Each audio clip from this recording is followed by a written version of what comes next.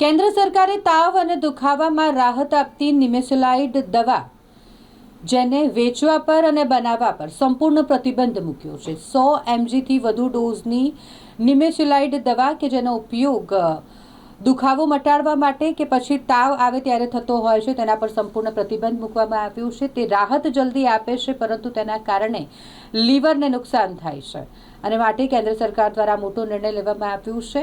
નિમેસુલાઇડ કે જે 100 mgથી વધુની હોય તે તમામ દવાનો જથ્થો જો માર્કેટમાં અવેલેબલ છે તો પછી કંપનીઓએ પાછો મંગાવવો પડશે અને જે કંપનીઓ આ દવાનું ઉત્પાદન કરે છે તેઓએ આ ઉત્પાદન હવે બંધ કરવું પડશે કારણ કે રિપોર્ટમાં એવું સામે આવ્યું છે કે આ દવા લેવાને કારણે લાંબા સમયે લીવરને મોટું નુકસાન થાય છે અને માટે કેન્દ્ર સરકાર દ્વારા તેના પર સંપૂર્ણ પ્રતિબંધ મૂકી દેવામાં આવ્યું છે।